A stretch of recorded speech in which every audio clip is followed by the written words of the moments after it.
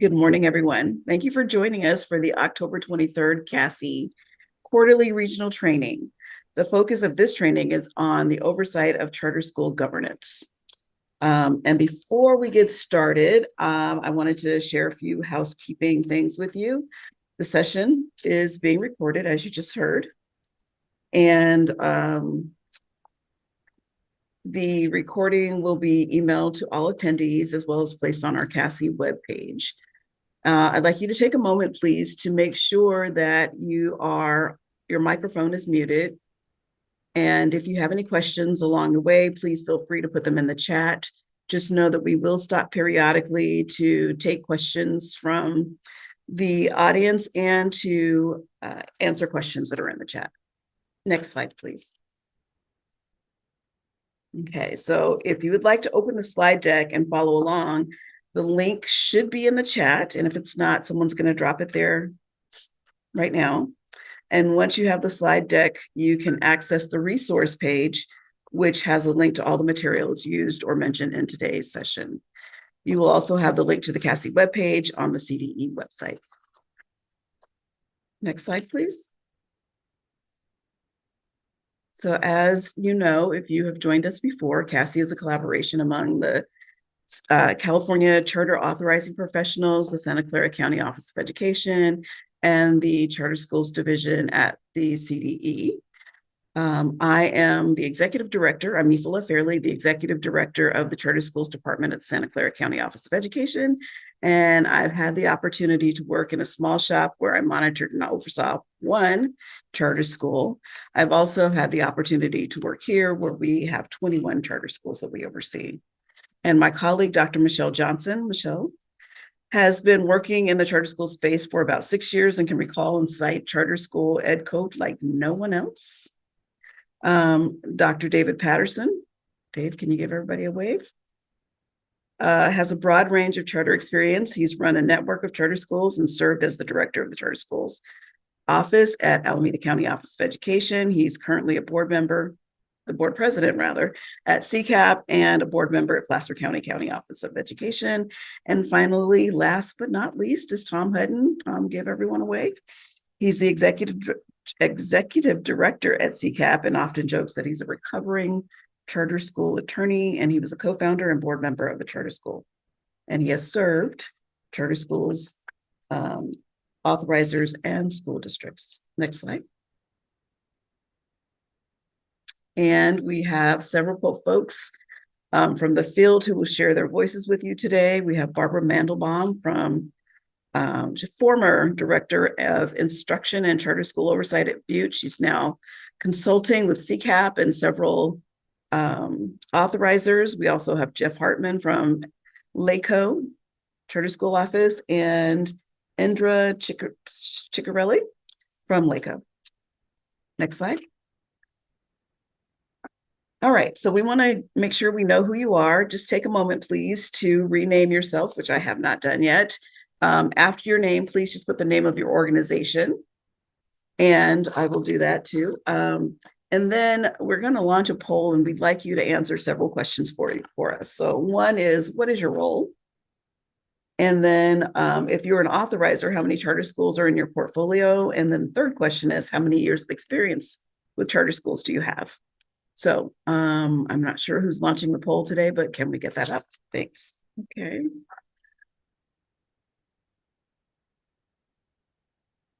Not sure how much time we're going to give folks, but we should be about there, I'm guessing.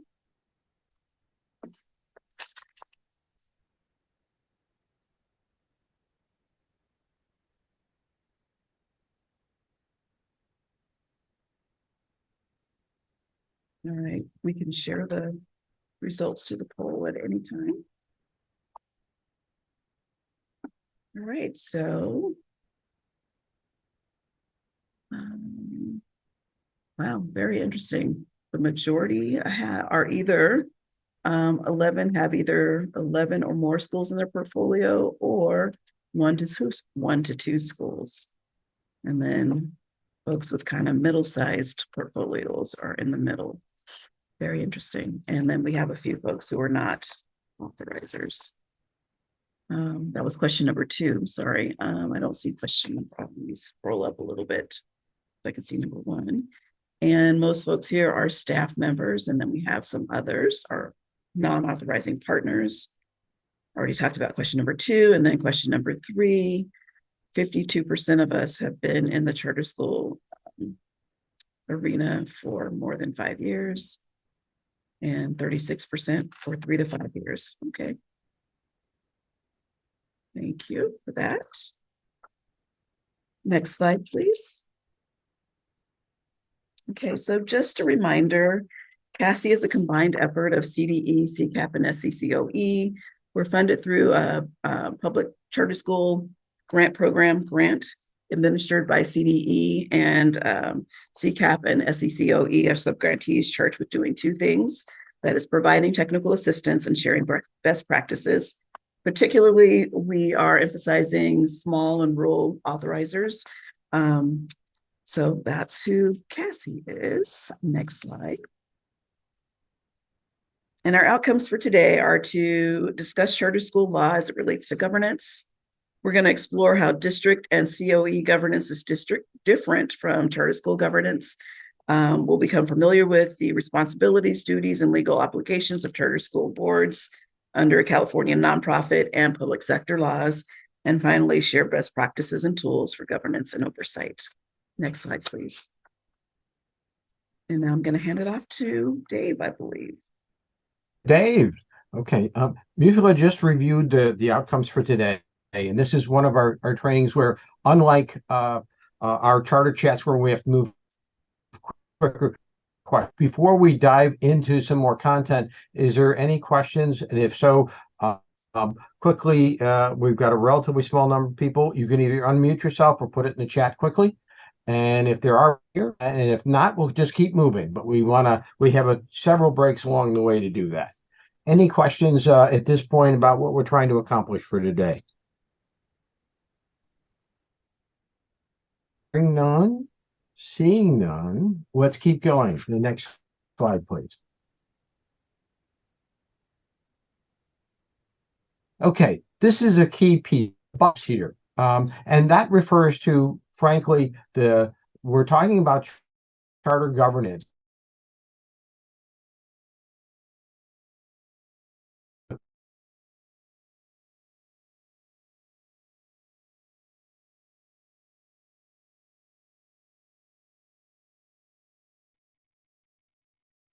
Oh, is Dave The frozen, heavy or is lifting it? all ends up with the charter and the charter board. Next slide, please. Dave. Yes. We didn't hear most of what you said because you were frozen. I was frozen. Yes. Lovely. Well, let's try it again, and hopefully the internet will agree here. A former president is that the buck stops here, and the buck we're referring to is the charter school board. Oftentimes we make reference to the authorizers. We pay attention to the executive director. We pay attention to a lot of stuff. But at the end of the day, the legally responsible entity is in fact the board, and that's why governance is so important. Next, please. Did it work?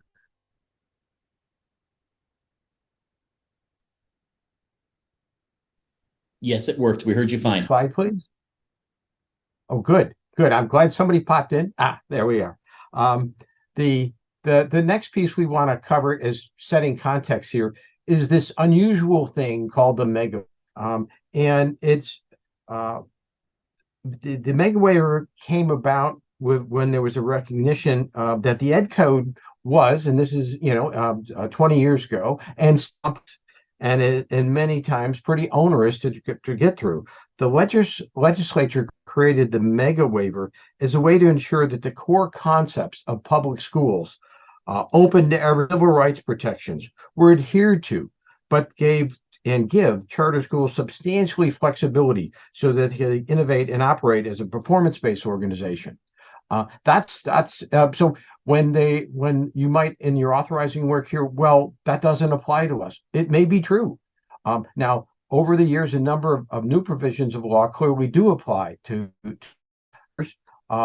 even with the mega waiver there. But it's an important concept for you to be aware that the mega waiver is an important aspect of charter school law and governance. Next slide, please. Now, this is an overview. We're going to talk. These are the three main codes we're going to be spending time on in our workshop today. So they've got links to each of them. I'm just we throw it up here so you have it, but we'll be working through those as we go. Let me go to the next slide then.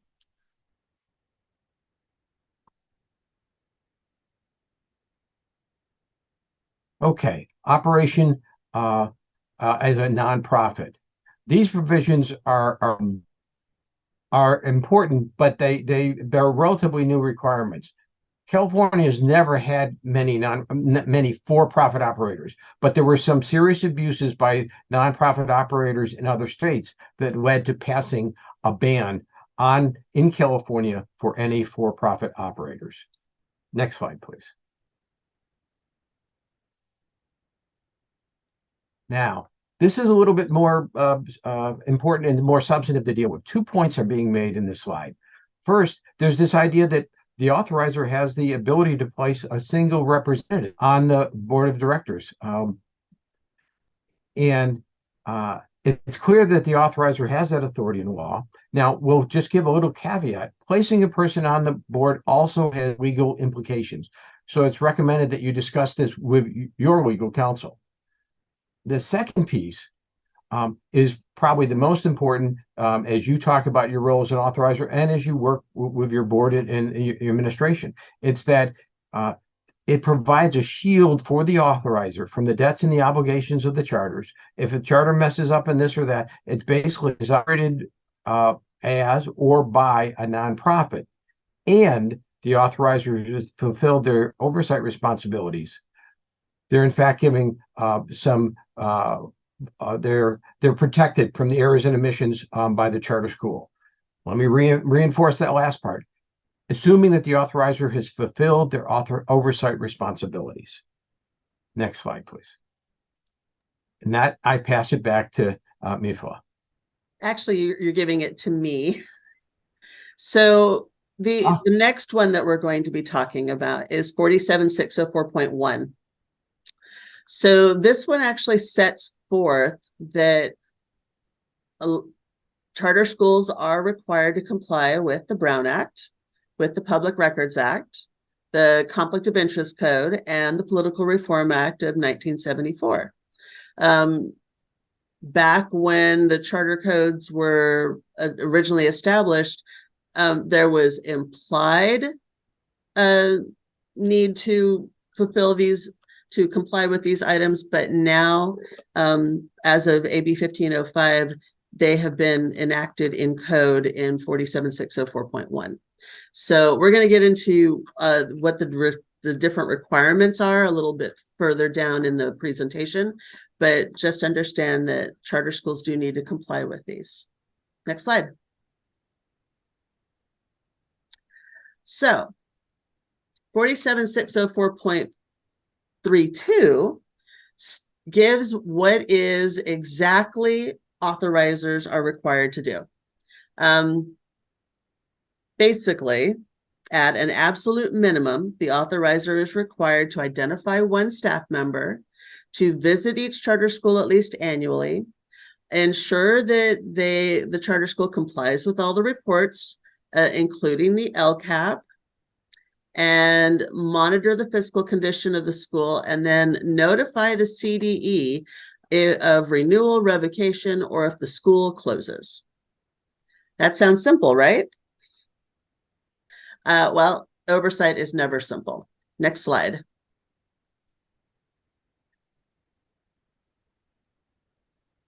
Tom. I think this is me where before we move on, we just stop, we just kind of, we're providing some of the very basic landscape of authority for this stuff, and we'll get to a little bit more, but are there any questions or observations from anybody now before we move on and dive a little bit deeper into some of this? I'm not seeing any in the chat, so we'll move on to the next slide. And for a little bit more context, just to provide context about kind of school governance generally, we did want to revisit some of the other things that sort of bear on it. And one thing, and I guess I've been tapped this. I used to be an in-house lawyer for the National School Boards Association, of which CSBA is a member, and this is CSBA's guidance on a district or county board's role relative to the institution that board governs. And they articulate 5 major responsibilities that are the governance job description: setting the direction. This is not statutory, thou shalt pass a budget sorts of stuff, but just generally conceptually, what's the board here for? And that's setting direction, establishing an effective and efficient structure, the support that's there, yes, ensuring the accountability, and that relates to our topic today especially, but also that sort of community leadership aspect. And that, even though these are elected bodies for their community, and that is a bigger part of what they do than, say, a charter schools board, there is still, we think, some insight there for those who serve on a charter school board also to be advocates for the children in their school and for the institution that they oversee. So next slide. Now we get into, okay, that was school districts. How about charter school boards? And the next slide. So, Dave mentioned in the statute, it says a nonprofit benefit corporation. Well, if you're just looking at sort of the framework of nonprofits generally, not public entities, but let alone school boards, but nonprofit entities, these are 3 basic duties as articulated by the National Council of Nonprofits. And when you are in law school and you take this stuff, they always talk about this stuff too: duty of care, duty of loyalty, duty of obedience. And, and the third one is kind of relevant in the sense that we all know that when you're on a board, your obligation is to serve that institution, particularly above your own interests. But best judgment and on you're looking out for the organization. But the third one is an important caveat, because it's not as though the first 2 mean no matter what is happening in that organization, you're just going to bat for it 100%. You also have an ability and a duty of obedience to the public at large to make sure your organization is obeying the law, complying with requirements, and adhering to its mission. And the next slide, I think we go to Dave to sort of jump into sort of a little bit more of an aspirational aspect of for charter boards. Yeah, we thought it was interesting and valuable to not only reflect what authorizers think somebody else should do, the charters they oversee, but what does the charter community itself think is important about the role of governance and the responsibilities of a governing board. So 2 things one is I'm going to ask that we open up the document, the National Charter School Board Institute's 12 Responsibility of School Boards, and I'm asking, we can do it on the screen, and if you could do it also, if you have the ability to do 2 screens where you are, because we also want to, in fact, ask you to quickly review it and ask you if it's, in fact, captures what you think is important for charter school governance, and would you add something, and is there anything there you disagree with? Because this is the national charter organization that also works in the authorizing world, but it's a very strong voice for charters. And this is what they've worked in a national setting trying to do. So let's take a minute, throw some stuff in that chat. What's important? Do you agree this captures it? What would you add? I'm most interested in that. And is there something you disagree with? So we'll give you a minute or 2 to do that. And then we'll pick on some of the comments there and see where it takes us. And we're not allowed to be shy. So please spend a little time looking it through and make some comments. Thank you, Barry. Barry says it captures the breadth of what he expected. That's good.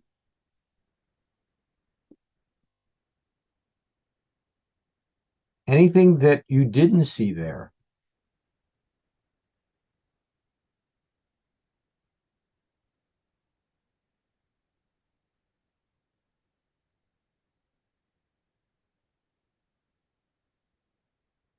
Well, this isn't a graduate class, which I just finished doing one in a seminar where I get to pick on people. So I won't do that today, but I'll give it another second, and then there we're getting some more. To what degree do the board's role in ensuring the leaders have the capacity and the resources to do what they're responsible for, to do all these things? That's a very good question. It goes back to training. It goes back to capacity. It goes back to what process they use, in fact, to make sure they have a strong board. Comment about public reporting. That's a really important one for us, I think, in our state where we really like transparency.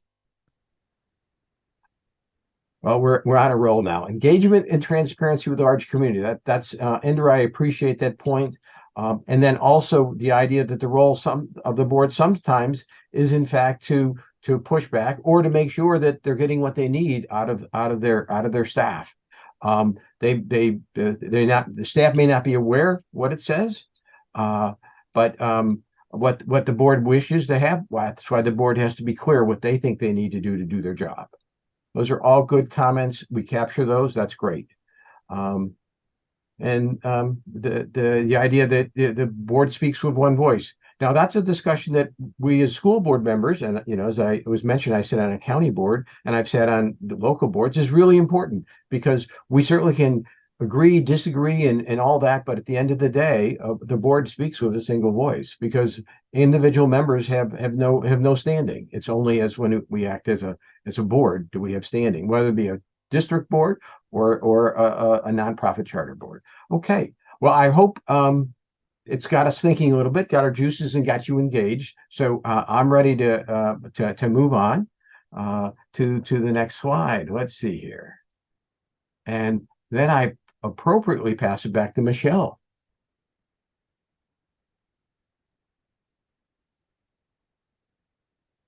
Thanks for putting all of that with regards to board governance, because my slide gets to talk about the petition contents. And so by setting up, here's what we believe boards should have, we need to also make sure that our petitions, which is the governing document of the charter, contain all of those pieces that should be in a governance structure. So 47605 C5D4 talks about the governance structure. But one of the interesting pieces is always that very last part of this line, the governance structure of this. So you need to have a reasonably comprehensive description of the governance structure of the school, including but not limited to the process to be followed by the school to ensure parental involvement. And as a charter authorizer, we need to be really aware of what parental involvement means, because all too often, as I've been reading petitions, I have noticed that charter schools believe that parental involvement is being involved in their child's education, knowing what is going on with their grades.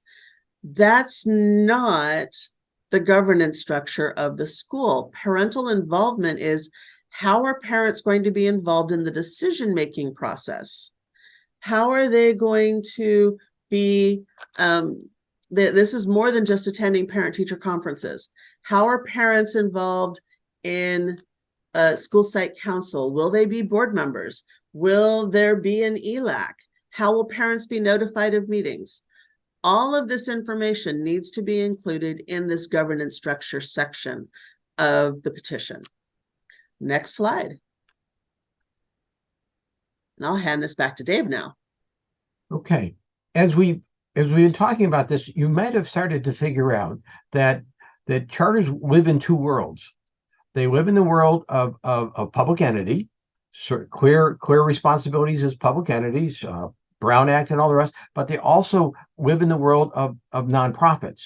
And the language that we're gonna spend even more time on, but it's 47604 is the place it does it. As we mentioned before, it was adopted nonprofit law with the hope that would actually simplify the governance of charters in a way that allows them to operate with some freedom. That's where the mega waiver comes back in. We still have the prohibition against a for-profit corporation, and we still have, as a way to mix it both up, is the individual authorizer can put a single individual as a representative on the board. And as we also mentioned, but it's worth repeating, is that this also is the provision that provides protection from the authorized from liability, as long as we do our jobs. So it's a gray zone. They fit in two worlds, and at times those worlds, it's not always so clear about what should prevail in terms of a conversation when there's a conflict. Next slide, please. Back to Michelle. All right. So as Dave said, they live in two worlds. So one of those worlds is looking at the documents that they are governed by. So you're going to have board bylaws and you're going to have articles of incorporation. So let's talk first about the articles of incorporation. These are documents which are set up. They set up the charter school as a nonprofit organization. They are the governing documents and establish how the organization is created and how it will be dissolved. One item to look for in this document is whether there is a sole statutory member or a single entity which gets to make decisions for the organization. Essentially, this entity may be able to appoint or remove board members for the organization. So even if the charter school has its own board, this other entity is truly in charge because they decide about who decides. They can appoint or remove board members that they either don't like or like. The next item is besides the articles of incorporation are board bylaws. So this document governs how the board operates. Since bylaws take effect upon approval, the charter board can a change to the bylaws can materially change the charter. It could constitute a material revision. For example, if the bylaws change from a local board to a network board, this change in governance structure would constitute a material revision of the charter. So before the bylaws are enacted, the charter should come to the authorizer for approval of this structural change.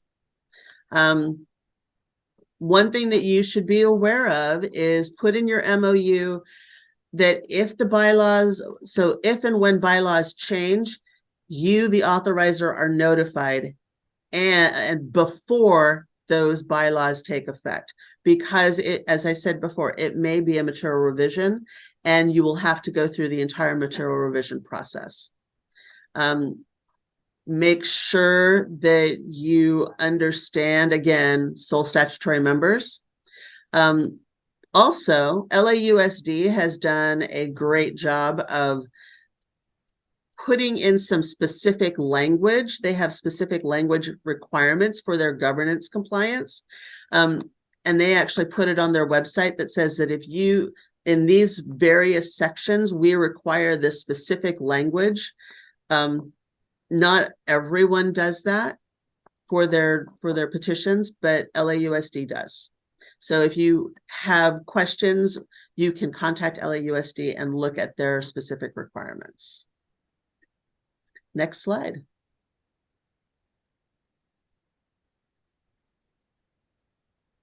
Okay. On this one, we also typically try to, the hose has been pretty full on. Are there any questions up to this point? Is there anything? Just throw it in the chat, and we'll try to respond. So we'll give it a second here as another opportunity. We covered a lot of content already and hadn't had a chance for much conversation. Maybe I could just make a suggestion. Dave and Michelle, you want to talk a little bit more about sole statutory members and some of the ins and outs of that, and because that's been out there a lot, and there's some challenges around that. Well, I can give a little bit of context, but Michelle, it's my understanding as a non-lawyer that the purpose of sole statutory was to, in fact, when an organization creates some sub-organizations, that there is a way to ensure that the fidelity of the mother organization is retained in the work of the sub-organizations. And if in fact that's done in an appropriate way, that's very, very that's an understandable reason why it's in nonprofit law. On the other hand, if it's used where the concern, and we have seen situations where a decision was being made that the sole statutory member didn't like, that their response was just to change out board members. When there were legitimate questions on the local level of how, for example, money was used or other aspects of a contract. So that's the back and forth there about why it exists. It has a legitimate reason in law, but on the other hand, it could be abused. Michelle or Tom again? Oh, no, I completely agree with everything you just said. I will say that you just need to be aware of it, because yes, it can be used appropriately, but it can also be abused. As Dave gave the example of, I know that one thing that we have done at SCCOE is not that sole statutory members are bad, but we try and make sure that if we see that in the process, we include that sole statutory entity as part of our MOU to make sure that so that they know that we know what's going on across the process. So it's not that there's anything bad about it. It's just something to be aware of. Michelle, that let me ask you to go a little further, because one of the reasons why you want to include it is access to some financial information at times. Could you speak to that also? Because that's an area of both interest and potential abuse. Absolutely. So with regards to us including them, we want to make sure that, because the charter school and their governing entity may have commingling of funds, we want to make sure that does not occur. And so by having everyone included in that MOU, we have access to be able to look up the chain to make sure that commingling doesn't happen. Or if an organization is trying to expand, that they're not taking money from one charter school and sending it to another to try and create or grow that program. So doesn't look like we've got anything in the chat that I see. So I guess we can keep going. And I believe that it goes to you, Michelle, right? Yes. All right. So next slide, please. Speaking of nonprofit and legal obligations, as you've already learned, charter schools are nonprofit organizations. So what are some of the legal obligations of a charter school as a nonprofit? So there are 4 that have to happen. The first one is the charter boards need to complete the following. They need to submit the annual registration renewal fee report to the Attorney General of California, or the RRF1. Next, they need to submit their exempt organization annual information return, or your FTB Form 199. You also have to then provide your statement of information, or your SI 100. And then last but not least, you need to finally submit your income tax, or your return of organization exempt from income tax form, or your federal Form 990. So all of these are various documents that have to be done annually. Next slide.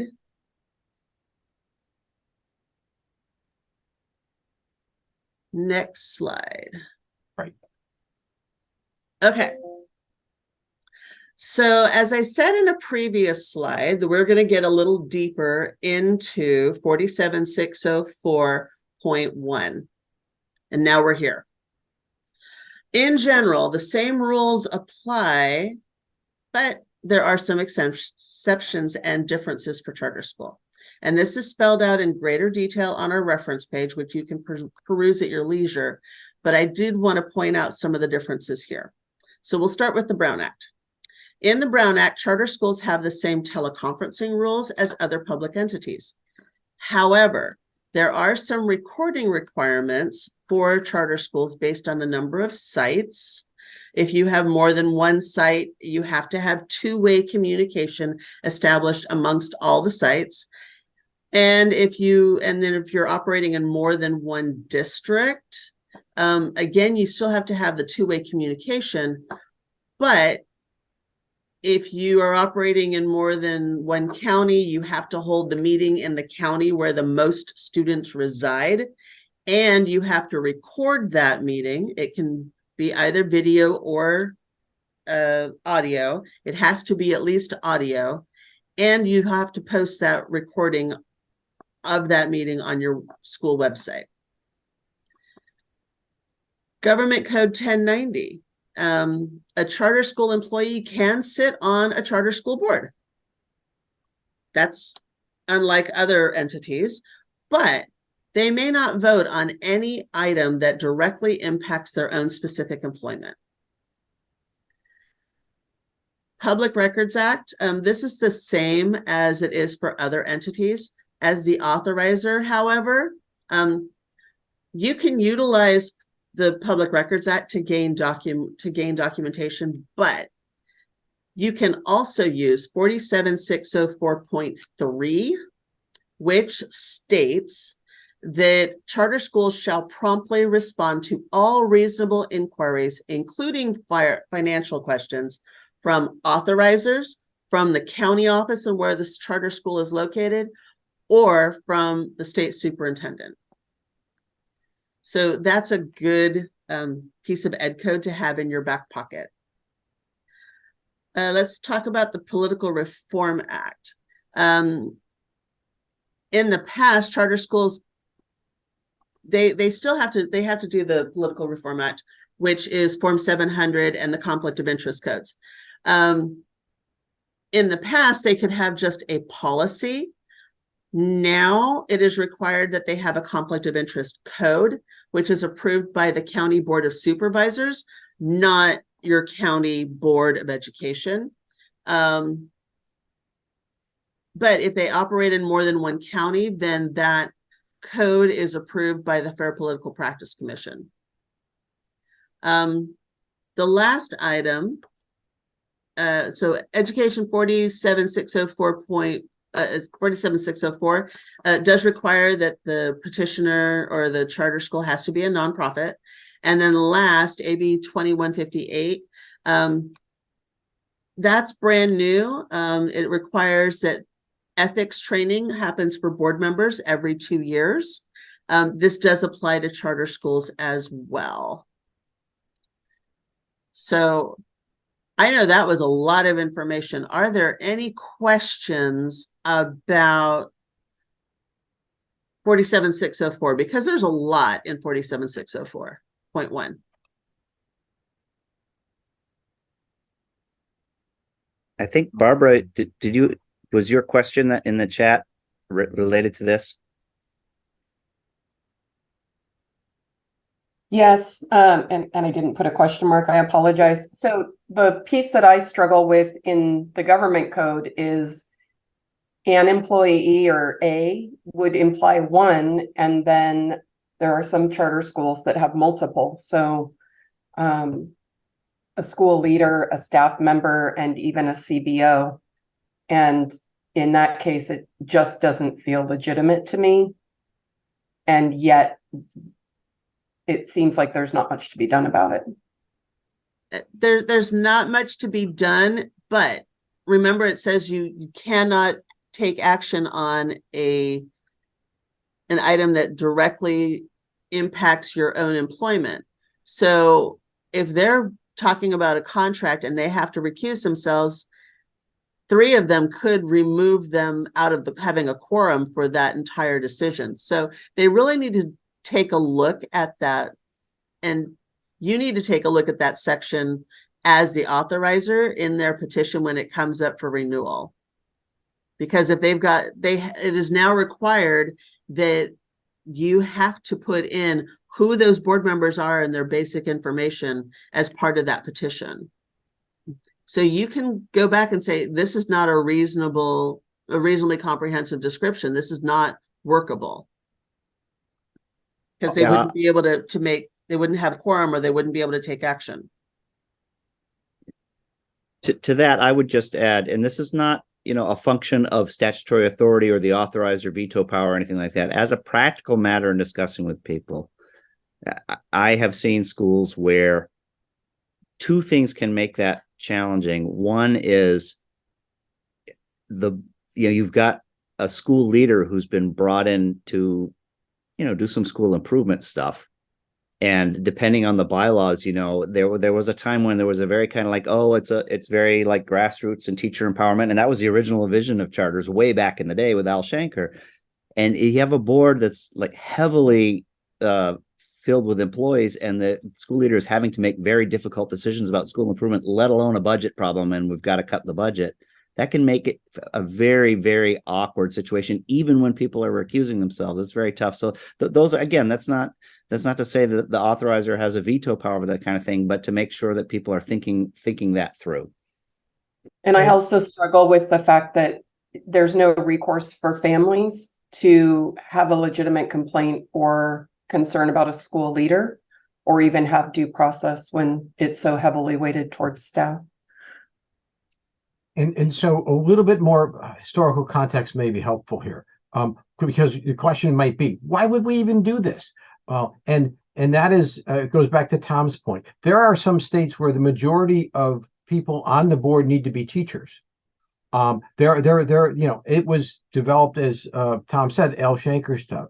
And we have charters in our state that have started from day one, that have had board member have had teachers on this thing. So it was in fact a function of an expression of participation by teachers, but that doesn't change any of the rest of the conversation of the challenges it presents. But just so some of you, especially if you've got some school charters that have been there for a long time, that's a little bit of the history of why they developed, and why in some ways it took so long for the 1090 changes to occur, because there was a significant amount of interest in not disenfranchising those who had started that way, even with the challenges that they represent. So hopefully history lesson helps a little bit if you've got one of those schools.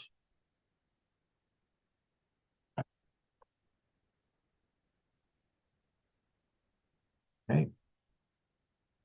All right, next slide.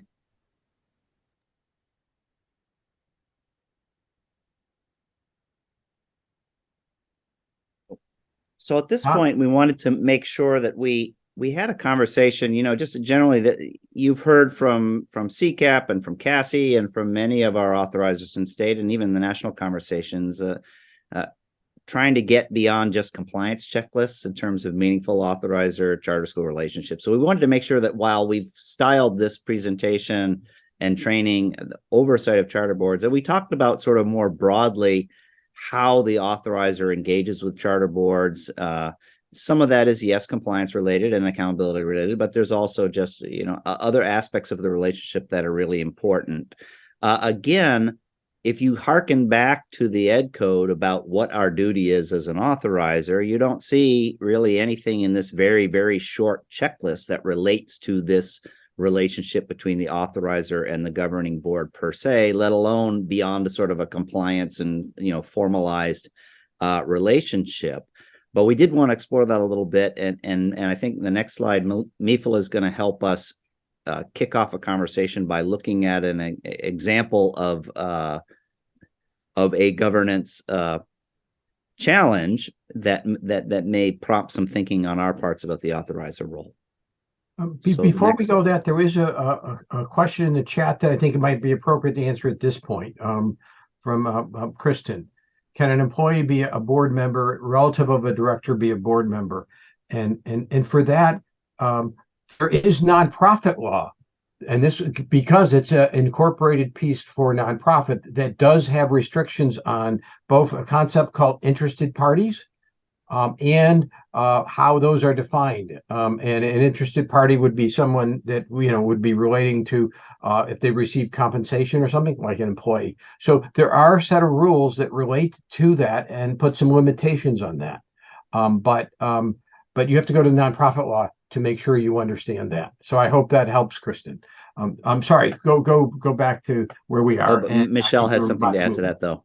But to add on to Dave's point, where you're going to find out about how many interested parties you can have will be in those articles of incorporation. So besides going back and looking at that nonprofit law, read through the articles of incorporation, because it says, or you may find that you can have no more than 45% be interested parties, which could mean that you could have relatives because there is an interest in that, or an employee, or you would have one that says there's no interested parties allowed to be on this board. And so you really need to look at those articles of incorporation and those bylaws to determine who is on this board and who can be on this board.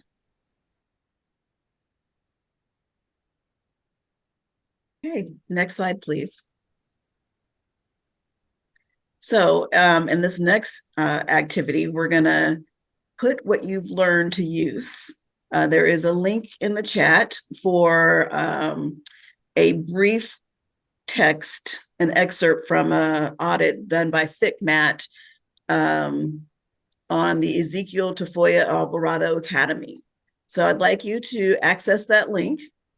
Read through, it's just one page. There's a cover page, and then the second page is what you're going to read. Read through that text and underline or highlight any information that you feel could be problematic or could be a governance failure. We're going to give you about, I guess, 5 minutes to read and highlight, and then I'm going to ask you to type something into the chat, but don't hit send yet. So I don't know, I guess I'll keep time. 5 minutes to access and read. In about 2 minutes, I'm going to ask you to type what you think is the most egregious governance failure into the chat. Okay, so if you would please, without hitting send, don't hit send yet, just type in what you feel was the most egregious governance failure. Requires all board members to be parents, which is interesting because we have difficulty getting some of our charter schools to even include parents on their board. We have that board, the board's not familiar with their roles and responsibilities.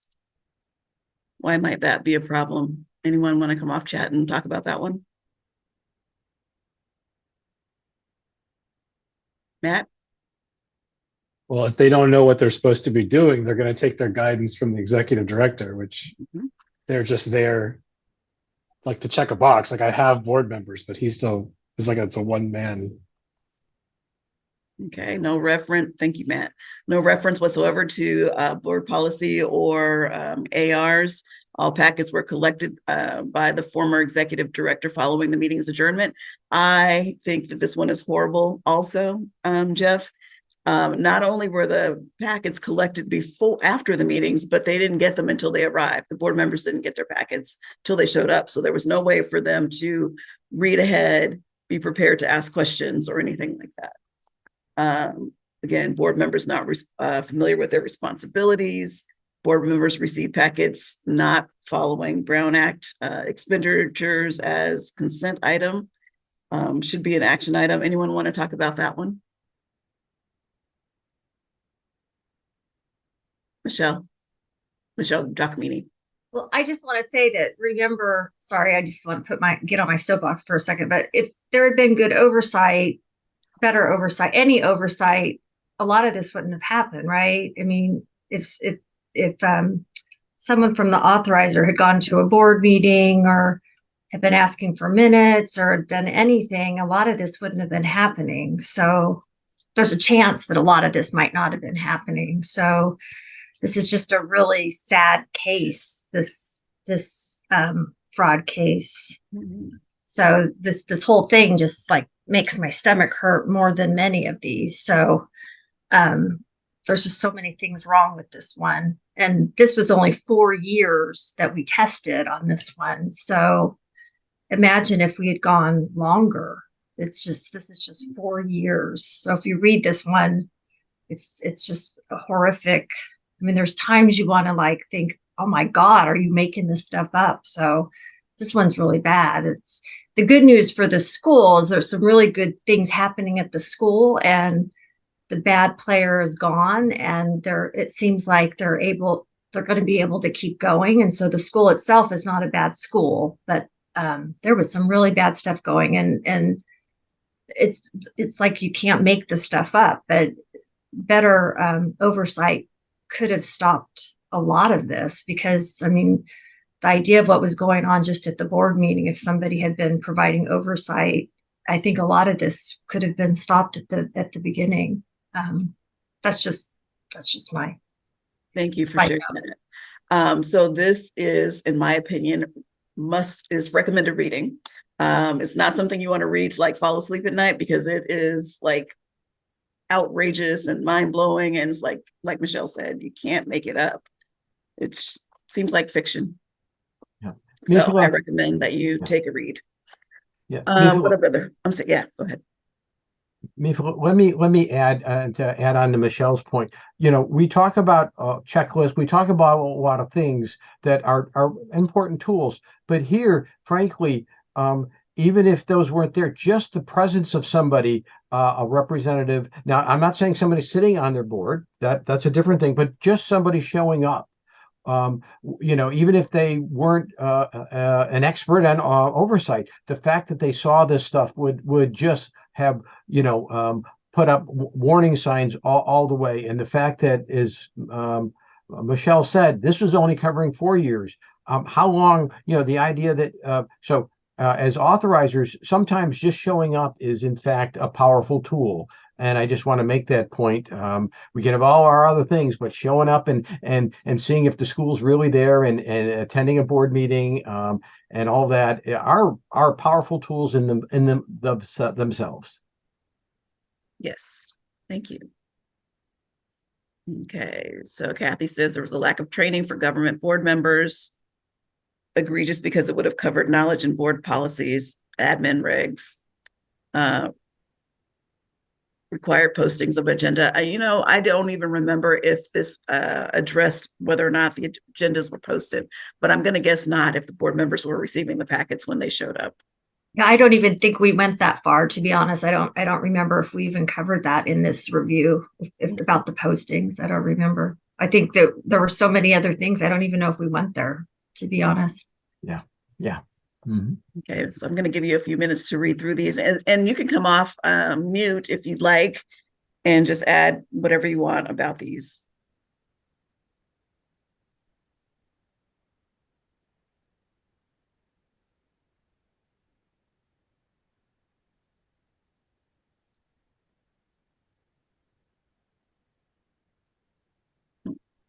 Shalou says it was a one-man show.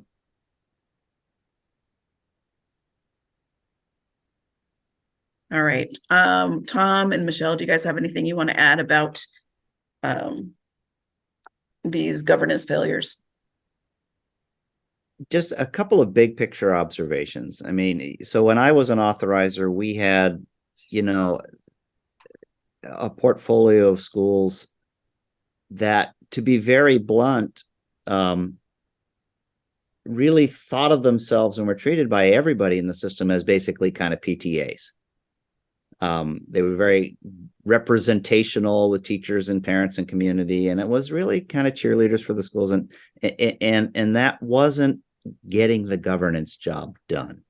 And one of the things to talk about with schools, if any of this sound in this case scenario sound vaguely familiar to you, even maybe not like quite to this extreme, but some aspects of it, you know, having that conversation with your schools about, you know, fundamentally, you know, when Dave said the buck stops here, you know, I would always tell the schools, and including the executive directors and principals who were nervous about us sort of pushing for a more robust governance role, that you would certainly rather have the accountability at the school level, at the governance level, than have to come from the authorizer.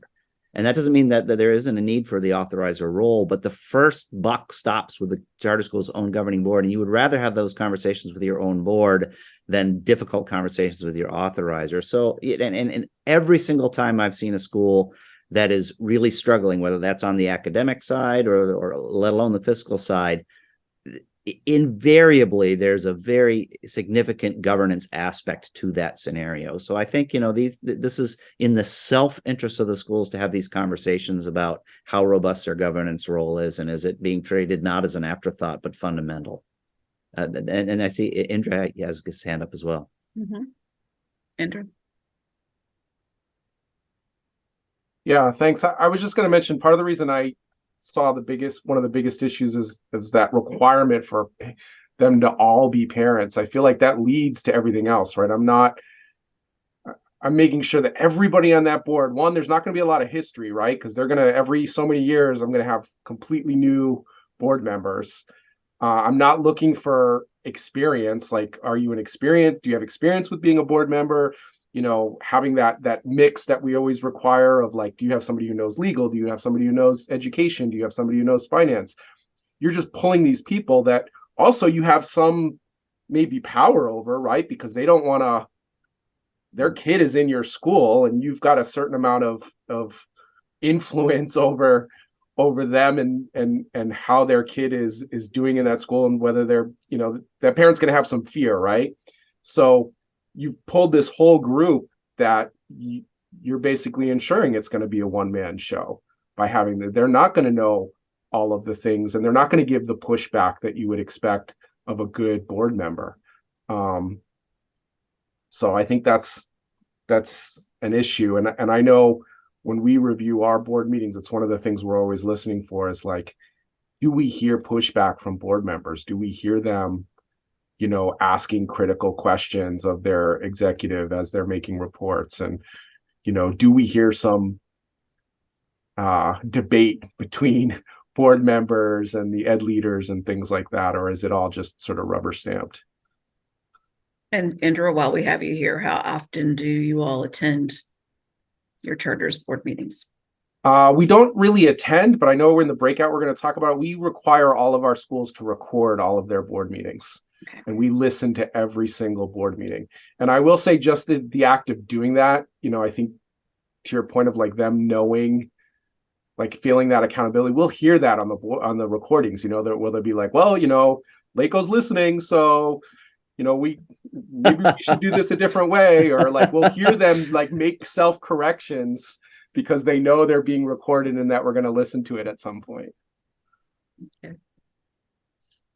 All right. Is there anyone else who has comments? I just want to make an observation that I think is maybe worth thinking about if you're ever having these conversations with the folks in your schools, both staff and boards. I mean, if you peel away all the untoward and, like, the stuff that we just identified in the chat, there are underlying potentially two things that people who are staff or executive staff with their boards might be thinking about that relate to that and are more sympathetic. And that is, we don't want 7-hour board meetings. We want the board to understand the role of governance is not management and micromanaging every little thing. I mean, that's like the constant conversation of everybody who's dealt with school boards and everything. Is like, do people understand where the governance line ends and the management line begins and that kind of thing? And that's all totally valid. And I guess if as a practical matter, the excuse is, well, we don't want to get into this stuff because their board meetings would be too long and that kind of thing. It's worth thinking about.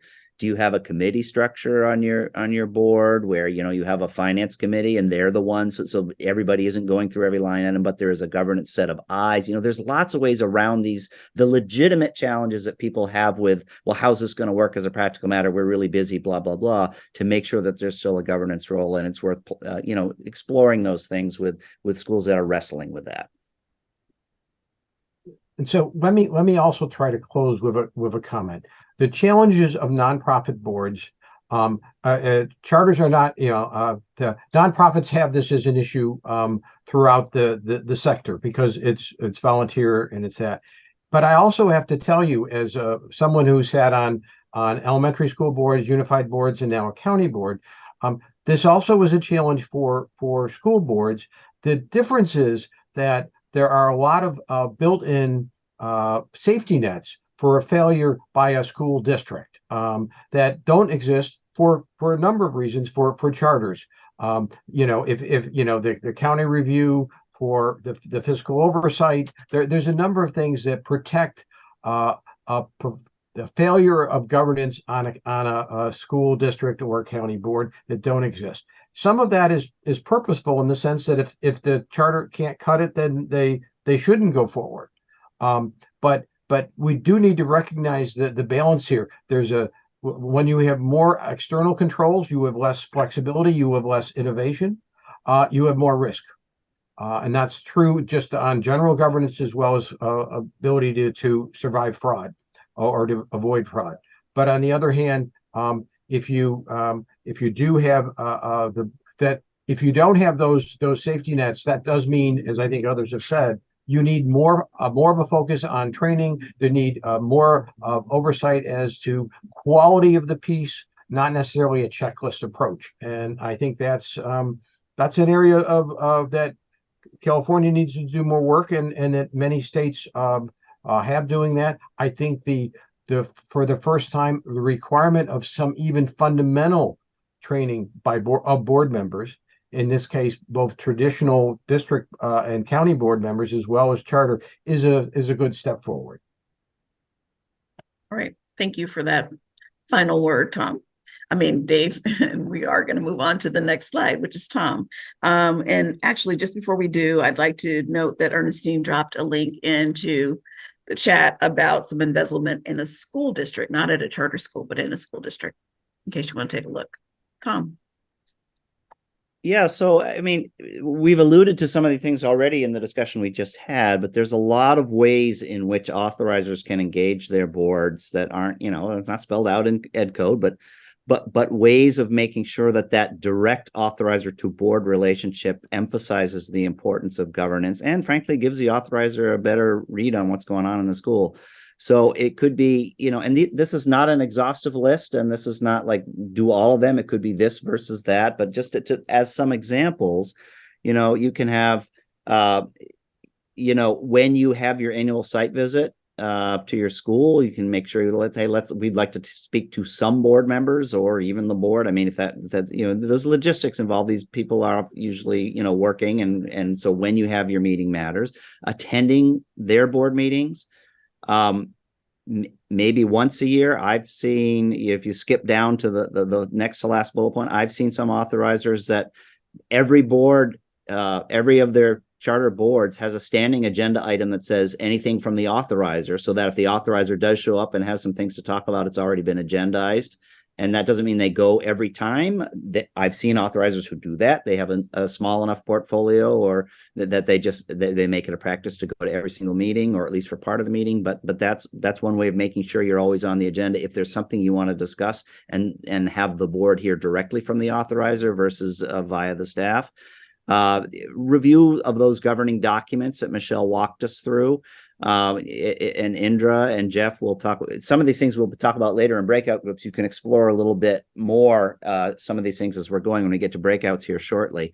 Reviewing the recordings, as Indra alluded to. Charter board members that come before the authorizing bodies board. Maybe that's an annual thing. Maybe it's a standing thing. It kind of depends on the local relationships. But just making sure that there's also an aspect of board to board communication that might be worth exploring.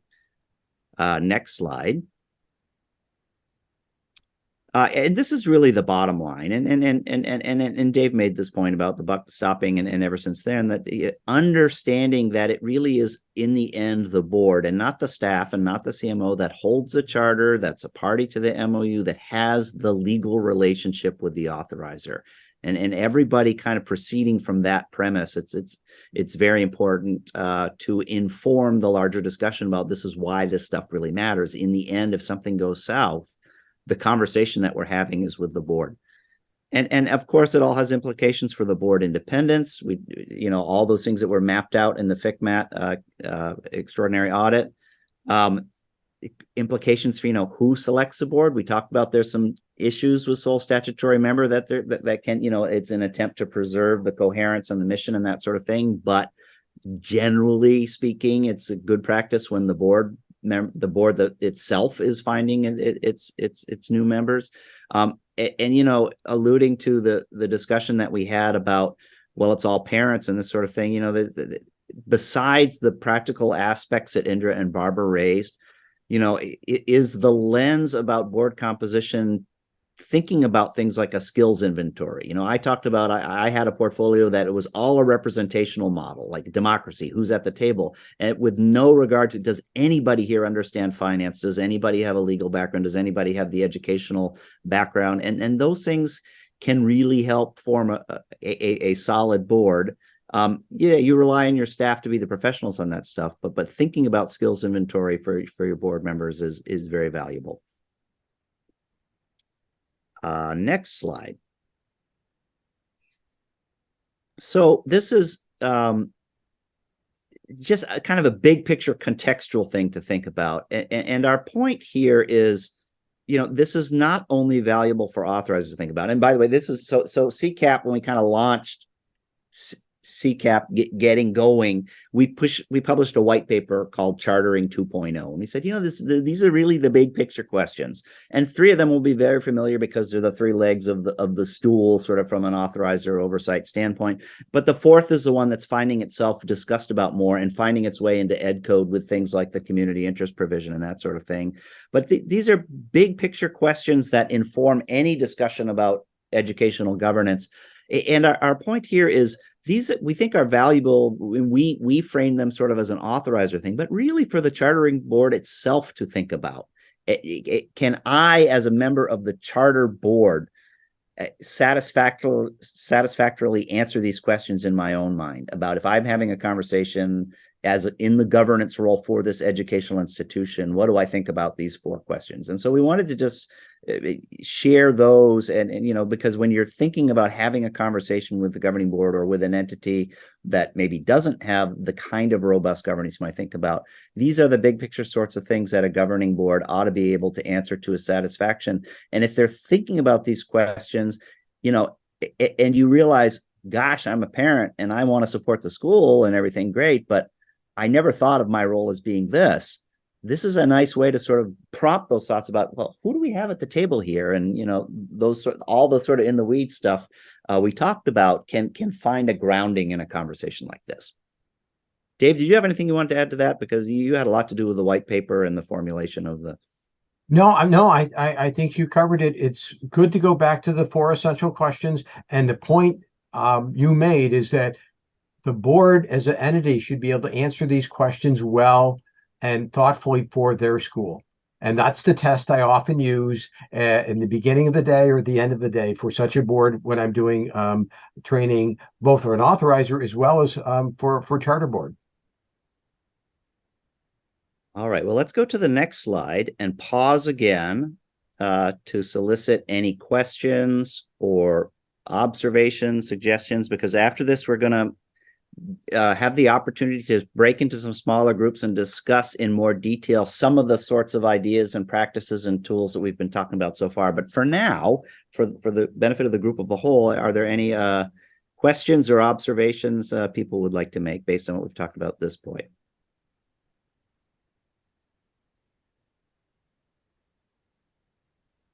Okay, well, I think we're ready to have some discussions if we go to the next slide.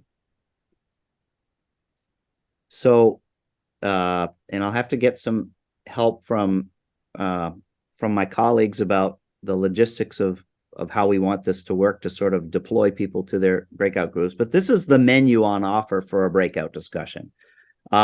Just in kind of big picture, getting it right from the very beginning, the petition, the capacity interview, the MOU, where you're setting up these sorts of things, having conversations about governance related to that. And Michelle had alluded to, there's a little tidbit in the ed code about this, but having more robust conversations around that. The second, and that will be Dave helping with that discussion. The second conversation is in your annual reports. Operations and governance framework is part of the annual report toolkit that CCAP put out, and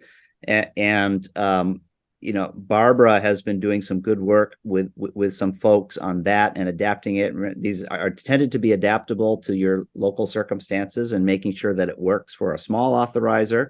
And Barbara's done some really good work with some of her clients on that, and she'll be having a discussion around that because those things, governance is weaved into that framework. Santa Clara will be, I think this is Michelle, will be talking about their annual report, the school visit matrix that they use and their board meeting review documents. So how their governance oversight fits into school visits and their a tool that they use for reviewing that stuff. And then Indra and Jeff, Indra alluded to the fact that this is how they keep on top of meetings as a logistical matter with a large portfolio, how they still feel like they're plugged into their board meetings and how they go about that, the practical ins and outs.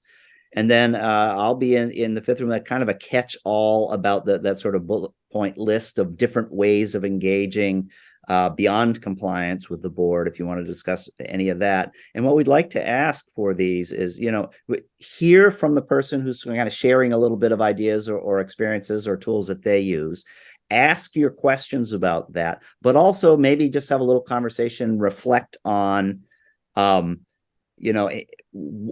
there's a lot of people in this room with good ideas who and a lot of experience. So share whatever else the groups in your room may use or suggest or think about, or other suggestions you may have. And then when we come back, we'll ask each group to give a little bit of a reporting out of some of the highlights that their discussion had. And why don't we take 15 minutes for that and come back and have a little bit of a reporting out, and we'll wind things up and send everybody off on time. I'll have to ask, I don't remember whether it's Allison or Mifla and Michelle. What's the logistics for breaking people out here? So no, there's no Jamboard, but it's going to be a self-selection of which of the 5 rooms would you like to be in. So I'm assuming that Amy is going to launch the rooms, and you have the opportunity to pick 1, 2, 3, 4, or 5, depending on which of the rooms you'd like to be in, and we'll get started. Opening now. Are we the first purple back, or are we still in our breakout room?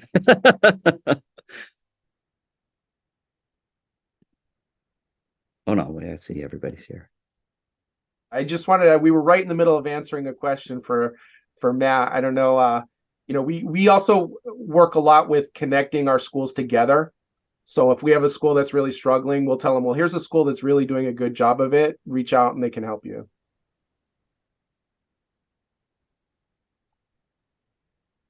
Right. Are we all back? I'm not seeing the slide thing here. Are we back and ready to go?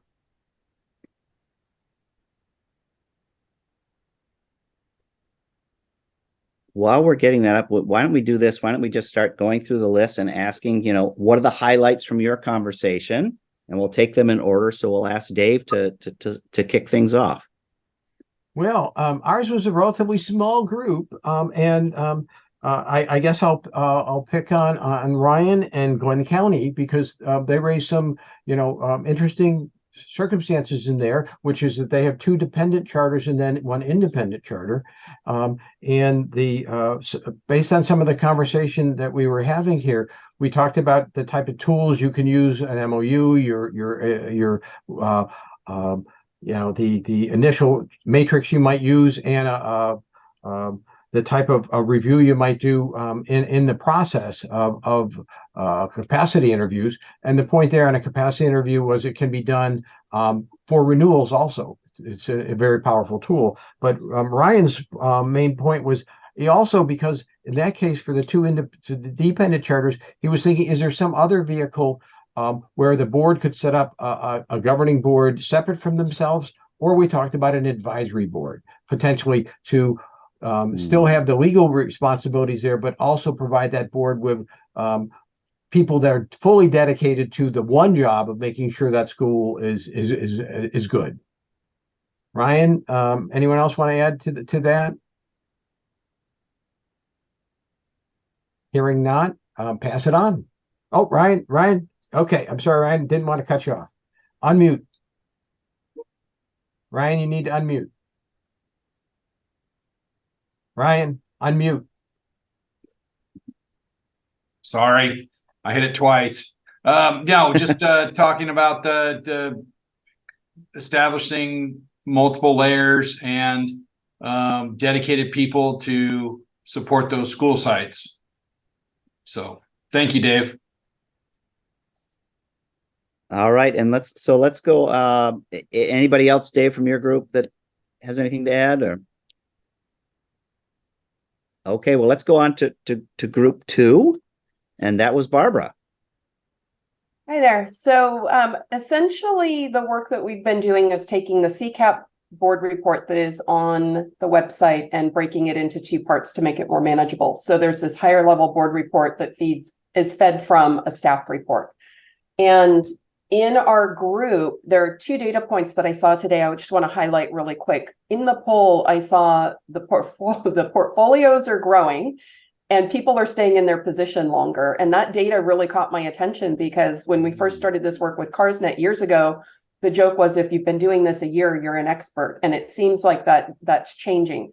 And so the conversation we had today was really interesting. The folks that were in the room talked about things like, I used to be a charter school leader and now I'm in this position, and I'm seeing that more and more. And so they're trying to navigate what they know as a charter school leader and mirror that with the expectations of authorizing and oversight. And so we're talking about things like, well, as a charter school leader, I never saw a report. And now I'm seeing reports as an authorizing representative, right? We talked about things like wearing multiple hats, especially county offices, where you may have the hat of being the district service support person, but you also are working on charter oversight. And so knowing how to support districts in one capacity, and then take that hat off and put on your authorizing oversight hat and make sure that you're not mixing those 2 worlds too much in terms of actually writing their petition for them or doing their charter work for them. And then just the need for resources. So for folks that are new in their position, the need for resources. Folks are like myself, when I did years ago, walking into an office full of binders is not helpful in this work. So trying to figure out how do we get access to those things and make them more visible. And they're out there, but people don't know they're out there. So somehow we have to work to communicate that a little bit better. And I don't know if anybody else has anything to add from that group, but that was the gist of it. Any takers from group 2 want to add anything? All right, let's move on to group 3, which I believe was Michelle. All right, so in our group, we talked about our annual school report visit matrix. We also talked about our charter board meeting review document. And what is wonderful about both of those documents is, as Barbara said, there's resources out there that you can use. The other item that we did share that isn't on our our current resource page for this item is our calendar and document submission request, because a lot of our fellow people, as Barbara said, may not know what they need to be asking about. A question came up with, well, how many board meetings are required for a charter board throughout the year? And the answer to that question is, well, there isn't anything required by law other than you need to hold enough board meetings to accomplish the work of the board. So what we're finding, though, is that charter entities can't accomplish everything with just quarterly meetings, because if you start adding up all of the fiscal requirements and the LCAP requirements and you're now adding up to at least 7, possibly 8 meetings that you need to hold throughout the year to get those various documents approved at the appropriate times. So there were lots of information that we shared, and all of our resources are on the resource page. Did I miss anything from room 3? Okay, and then we had room 4 with Indra and Jeff.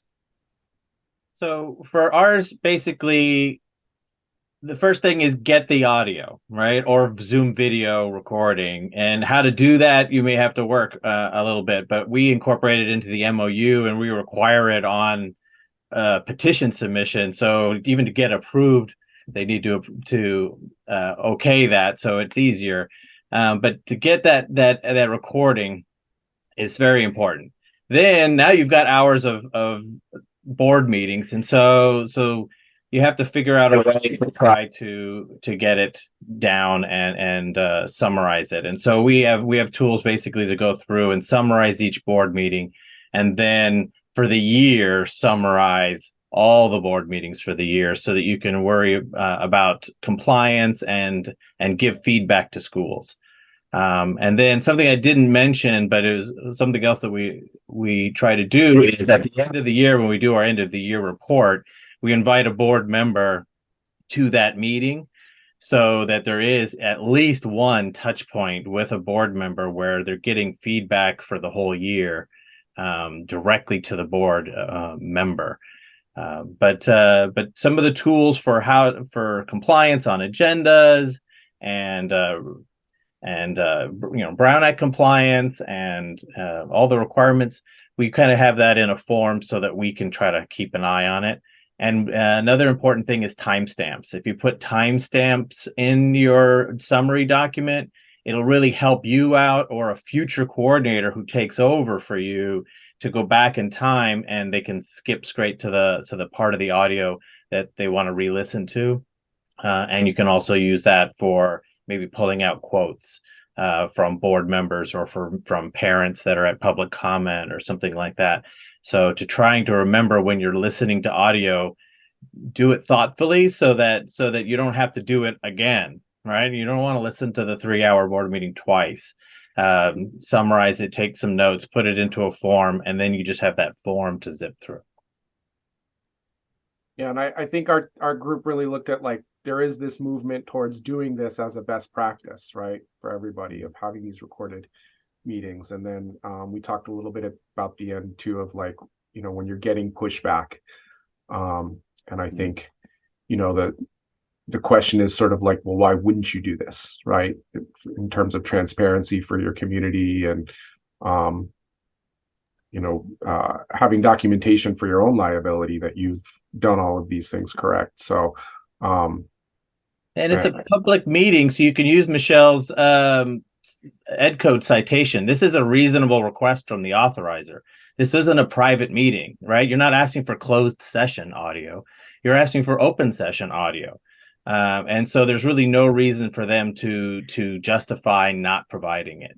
And Indra was telling our group, if you have to give them an MP3 recorder, to on loan, you could do it. But nowadays, everybody does it, has their phone, and they can do the voice recording on their phone, email it to themselves, forward that to you. It takes about 40 seconds to do. And so the pushback is less and less.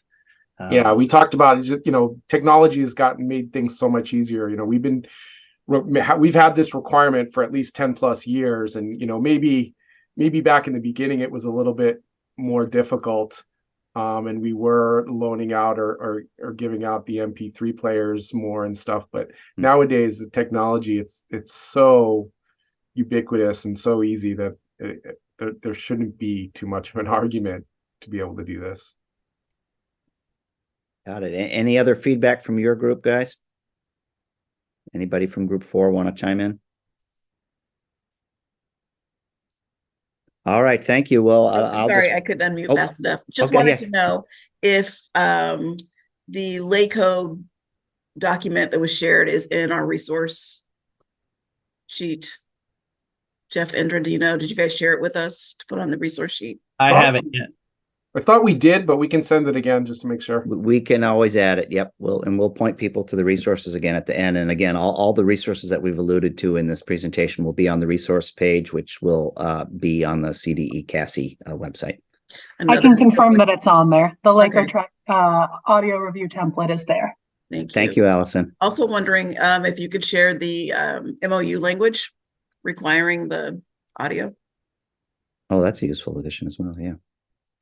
Okay, so group 5, I guess we had some observations and then some ideas. The observations were in our group, which was also small. The charter boards are all over the place, ranging from an all-parent board to, in Kelly's case, a board comprised mostly of CCSA staff people, which is an interesting scenario. And so and a range of capacities on the local boards, and that was a concern that was voiced. And I'll get to that in the ideas section in a sec. Like Dave's group, we had Nicole from Glenn County, and they had raised the point of dependent, locally funded schools and the governing structure. And we didn't really dive into that very much in this session. I would say stay tuned on that. We've had a lot of conversations around at CASI about how to help authorizers have specific discussions around that, and we've done programming at the CCAP conference on that issue. But there's a large swath of authorizers in California for whom that's their entire portfolio, right? Is a dependent school or 2 dependent schools, and that we mentioned, sometimes that makes these things easier because the relationship is so organic that the oversight is kind of there. But sometimes it's not observing the sort of authorizer school relationship in a way that all the things are being addressed. So we will, CASI's available to help with that conversation, just so everybody knows.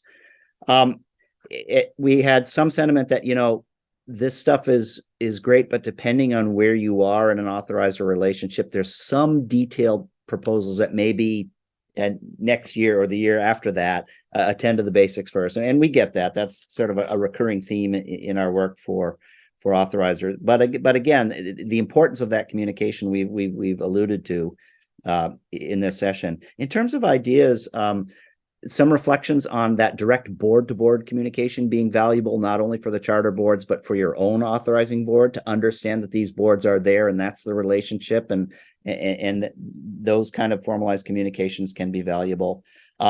Like another group we brought up, particularly when you've got renewals on your horizon, that direct communication with the charter boards, it takes on an added importance.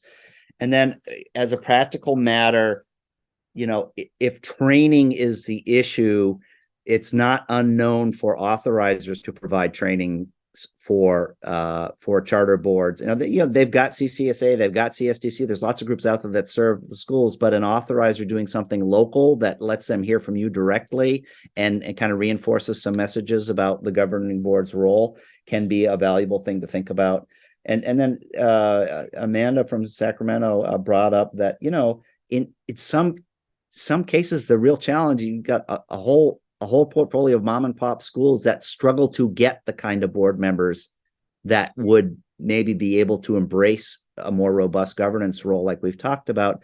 And that's something where potentially there's organizations like the charter community, but even authorizers or authorizer associations where, maybe promoting the idea of serving on a charter, not that you would appoint the person, never mind the statute, but you don't have to cross that line if you don't want to, but to get the word out about this very powerful way of serving children in your community that doesn't involve you having to run for office might be something that if more people knew about, you might be able to help provide sort of some connections where people could talk to people if they're having trouble finding the right skill set for their board. Anything from my group that I didn't touch on that you wanted to add?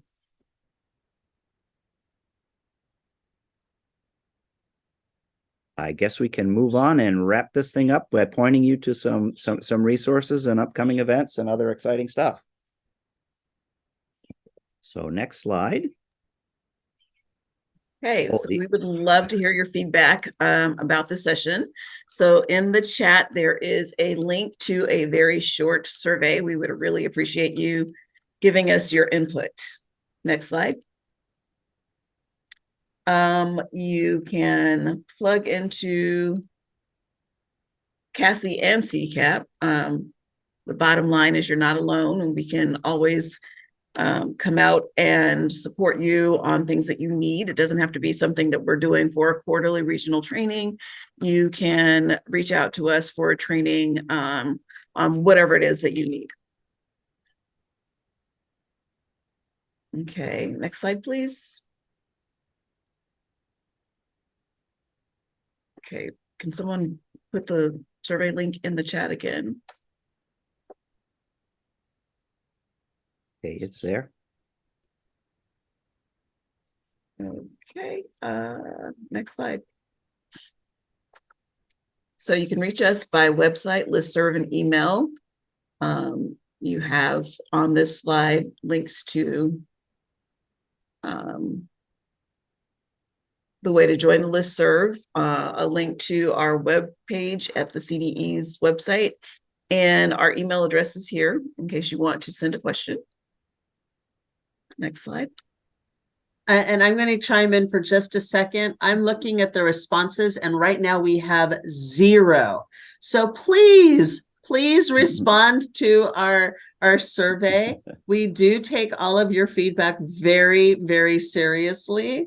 So we can't respond to feedback if we don't actually get feedback. And So is there a question, Michelle, about what they might want to see in the future? there is a question, and there's also a question of if you're interested in getting support or different trainings at your area. Please, it says if you're interested in that, please tell us what you're interested in, what you might need. We're so there you go. Oh, now we're up to 3. Yay! I got 3 responses. Can we get a few more, please? All right, Michelle, you're talking about quarterly regional trainings. Okay, so quarterly regionals, you just attended one of these. If these have been helpful, we do actually hold these quarterly.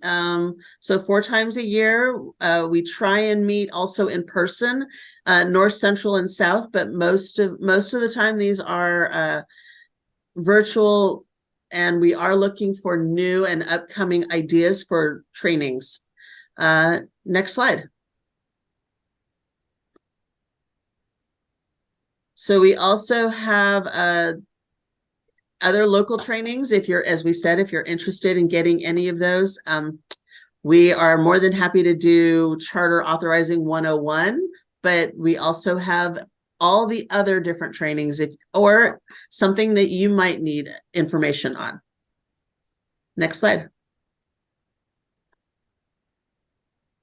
The monthly charter chats. A lot of people have already been logging into these. These are on the last Wednesday of every month. We do bring in lots of information. We have regional, we have state board meeting updates, we have legislative updates, we have hot topics in program and in fiscal, and then we also have breakout rooms. The next charter chat is next Wednesday. So bring your friends and please invite whoever you can. Next slide. Yeah, and I'll just add to piggyback on what Michelle mentioned and to loop it back to a conversation we had. We're having a conversation with one county authorizer, all of whose districts are sort of dependent school authorizers.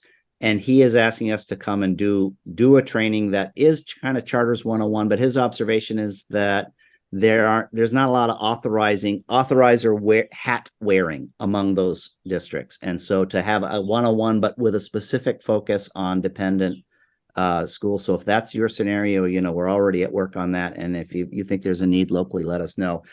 Please mark your calendars for the CCAP Charter Authorizers Conference. It's June 18 to 21 in Irvine.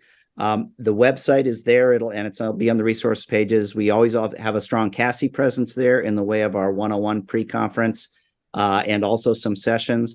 We also look for people like you to be part of the program. So we will have a call for presenters coming up. We're very happy that people have been asking, hey, where do I register? Where do I book the hotel? We're not there yet, in part because we have to this is in the weeds, but hotel conferences that you may have noticed are getting more expensive. And so we're really struggling to keep the cost down so that and then we can know what the registration will be. So stay tuned. That stuff will be there at that website. Yeah, next slide. For Tom. This is us, where you can find CCAP. And again, this will all be in the resources as well. And I think we've got one for Santa Clara. Next slide. And that should do it. Michelle. And this is us. And once again, we're now up to 9 responses. So if you have not responded to the survey, please respond. As I said, we do take all of your feedback very seriously. But if you need anything, please feel free to give us a call. We are always here to support. Next slide. And we're right at the end, on time. All right. Thank you, Please everybody, take a for moment joining before us. you leave to fill out the survey. And thanks for joining us this morning. Have a good day and weekend.